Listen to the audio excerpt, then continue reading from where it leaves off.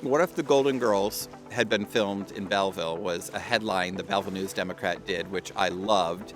I'm clearly a fan of the Golden Girls. Even this mug I'm drinking out of is from Jessica Ambule, who is the producer and first AD on our movie, The Racket, from 2016. And this is the oral history of The Racket. Beginning October 15th, each day the call sheet had a quote from the Golden Girls. Isn't it amazing how I can feel so bad and look so good? Or, no, no, no, I will not have a nice day. My mother always used to say, the older you get, the better you get. Unless you're a banana. Those are the call sheets from the movie. The first day we filmed was in the Legion Hall, which looked like a church basement I'd grown up in. It was the kind of lighting from every wedding reception I'd ever attended. And it smelled like animal crackers, which all church basements and Legion Halls smell like. I don't know why, but they all smell like animal crackers. This location was the place for one of my favorite on-screen couples, which is between Jessica, our producer, who is also starring in the film, and Jonathan Mitchell, who did me a huge favor and flew up from Atlanta to play this yuppie couple. What do women really want? Now I'm asking you. He's asking you. What do women really want? Oh.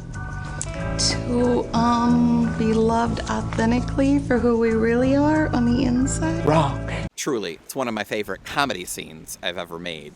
Initially, Dawn Wells from Gilligan's Island, obviously Mary Ann, had come to Missouri for an appearance in DeSoto, and we got together to pitch the idea of her being in the movie, but that, of course, would have made the challenge of it becoming a Screen Actors Guild movie. We would have tried to find the money to pay her. She was very interested in doing the project, and, you know, in the end, we ended up with the cast I meant in the first place. We just kind of aimed to, it would have been fun to work with somebody from Gilligan's Island. But I did write this movie for Rolanda Ledbetter. Amen. I mean, exactly. Yes. Something. Now, y'all shoot that. That's fine. Next. Donna Delaney Kokenauer and Janet Beckley. I was Winky. It was my house that they were trying to save. All three of those women were actresses in my class.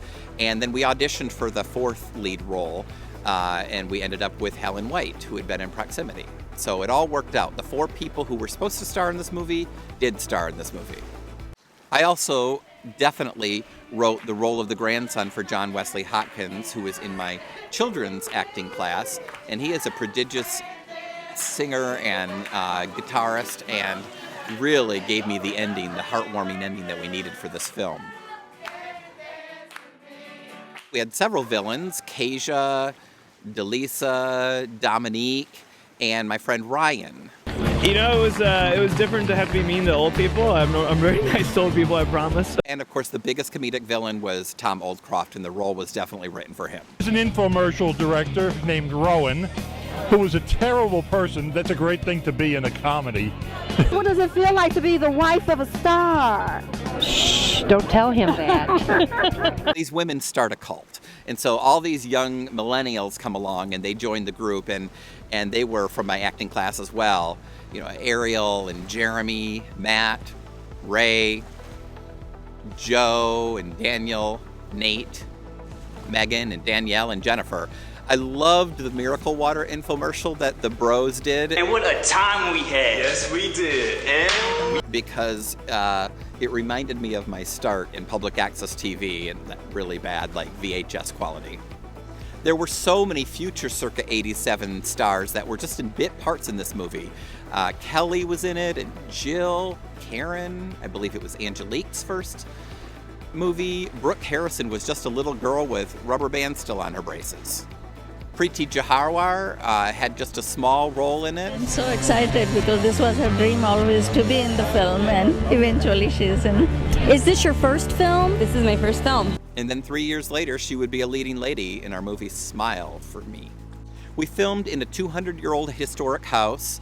This was a house that Abraham Lincoln had most likely visited while running for president.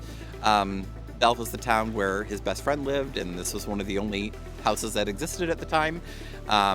It was nerve-wracking to say the least, but we appreciate Jim for letting us use this historic home in Belleville as Winky's house that The whole plot of the movie was trying to save her from having to move from this beautiful house.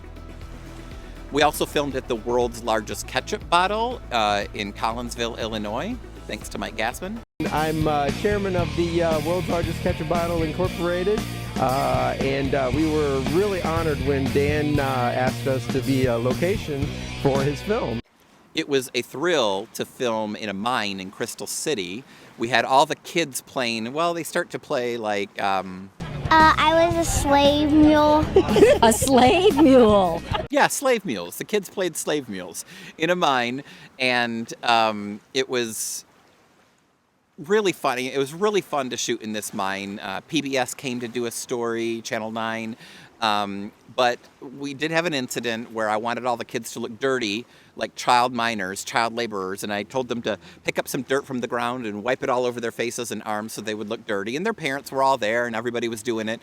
And the owner of the mine came running out going, no, no, no, no, no. That is contaminated rainwater. They cannot put that on their skin. So I got panicky thinking I had just killed like 11 children or whatever. Fortunately, everyone survived. Footnote. Brett flew in from LA once again, and that is why this movie looks so good. But he did the cinematography, of course, and once again, we revived our tradition of drinking honey whiskey at the end of a cold day of filming. We had done that starting with the movie Belleville, and then into Expect-a-Lays, and then Proximity. So that's just kind of our thing. We find a place to hide out and have some drinks, always specifically honey whiskey. Shooting in the fall is one of the things I will miss most about life on planet Earth. I love shooting in October.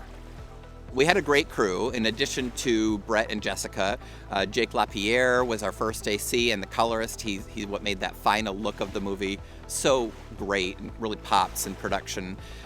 Carrie Perkins-Schnicker was our second AD and Joe Eads was our third AD. Once again, William Alexander Locke IV did our sound, and boy, we put him through the ringer on this movie.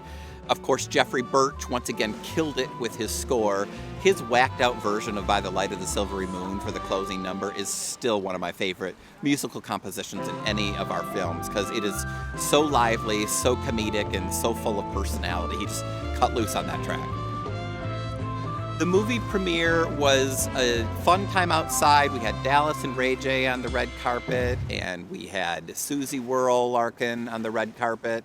I'm stuck on the dimples. Do you see the dimples? I'm stuck on the dimples. I have one word for our listening audience. Bam, okay? Bam! But the premiere was difficult for me because the comedy just did not play to the audience.